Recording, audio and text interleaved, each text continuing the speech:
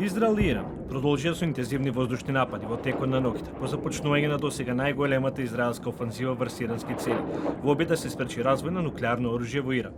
Во текот на ноќта биле погодени 3 израелски воздухопловни бази во рамки на операцијата Третоветување, а цели на нападите биле и цивилни објекти во Тел Авив и Ерусалим, каде што има најмалку 3 лица загинати, а над 40 се повредени.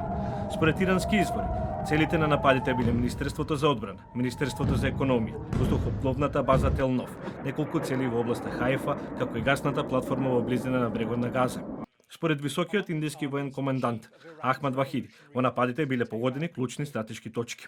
Воздухопловните бази Неватим и Овда, каде што се наоѓаат израелските командни и контролни центри, како и Центарот за електронско војување, беа цел на иранскиот напад.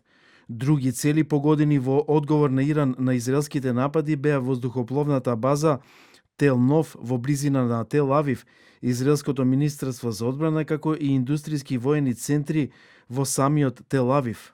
Во Иран, довенските агенции јавуваат за повеќе експлозии во главниот град Техеран. Според агенцијата Фарс, 2 ракети го погодиле аеродромот Махрабат, стратешка локација во близина на седиштето на воздухопловните сили. Додека пак под парола на Организацијата за атомска енергија на Иран изјавил дека имало мало истекување во нуклеарниот објект во иранскиот нуклеарен погон Натанс, кој бил дел од израелските воздушни напади.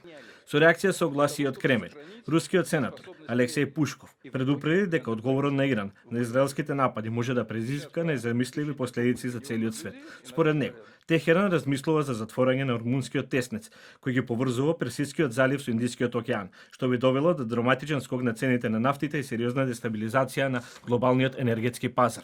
Ако Иран го блокира Ормунскиот теснец, светскиот пазар на нафта ќе биде сериозно нарушена, цената на нафтата може да скокне до 110 или 130 долари за барел. Во меѓувреме, Иран ги предупреди САД и Велика Британија, како и Франција, дека нивните бази и бродови во регионот ќе бидат напаѓани ако помагаат да се запрати иранските воздушни напади врз Израел, зашто британскиот премиер Стармер за тамошните медиуми изјавил дека е потребно да се изнајде дипломатско решение, додека пак францускиот претседател Емануел Макрон нагласил дека Франција ќе ги брани Израел од иранските напади. Додека пак администрацијата на Трамп тврдеше дека не била вмешана во израелските напади врз Иран, но американскиот претседател се закани дека ако Техеран не склучи нуклеарен договор со САД, ќе следат уште полоши напади. Од друга страна, американскиот државен секретар Марко Рубио, според соопштение од Белата куќа, потврдил дека САД не се вклучени во нападите и дека нивна стратешка цел е заштита на нивните воени трупи во тие зони.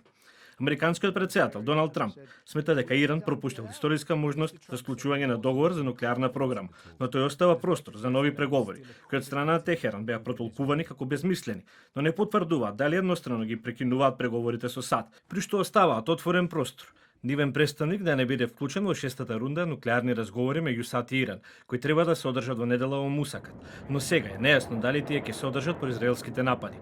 А во нападите на цивилни објекти во Тел Авив, според хрватските медиуми, повреден бил и хрватскиот конзул и неговата сопруга.